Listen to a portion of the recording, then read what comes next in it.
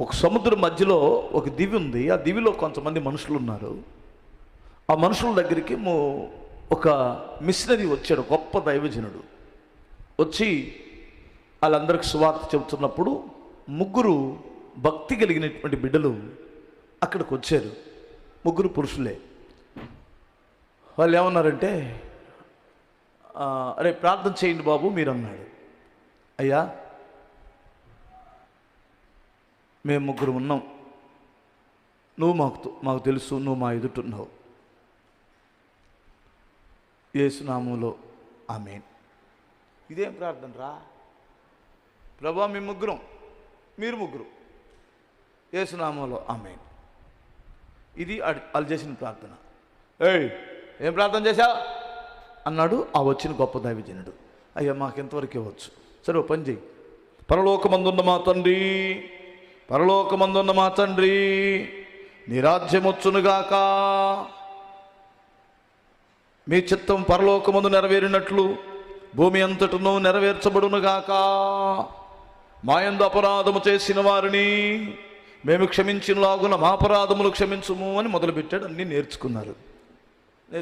మళ్ళీ వాళ్ళు దాన్ని రిపీట్ చేస్తున్నారు ప్రార్థన. సరే అయిపోయింది. ఆయన వాడెక్కి అలా వెళ్ళిపోతున్నాడు. వెళ్ళిపోయేటప్పుడు అరే పాస్టర్ గారు చెప్పిన ప్రార్థన మళ్ళీ చెప్పురా అన్నాడు ఒకడు. మర్చిపోయాను అన్నాడు.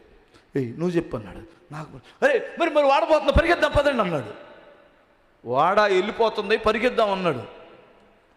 అని సముద్రం మీద ముగ్గురు పరిగెత్తుకుంటూ వచ్చారు అక్కడికి. అయ్యా ఆపండి ఆపండి ఆపండి అన్నాడు. ఏమిట్రా నోరు తెరిచాడు పాస్టర్ గారు. ఏందయ్యా అన్నాడు. ఇందాక మీరు నేర్పించిన ప్రార్థన మర్చిపోయామని అన్నారు నేల మీద నిలబడి. పాస్టర్ గారు నోరు తెరిచి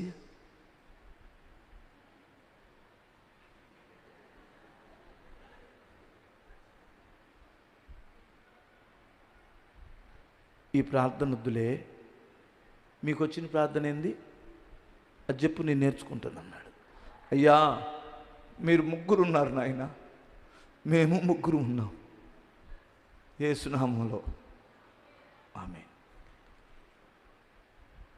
ఆ ప్రార్థనే మీకున్న విశ్వాసాన్ని బట్టి సముద్రం మీద నడిపించిన నాయన. మీ ప్రార్థనలో నన్ను కూడా కలుపుకోండి.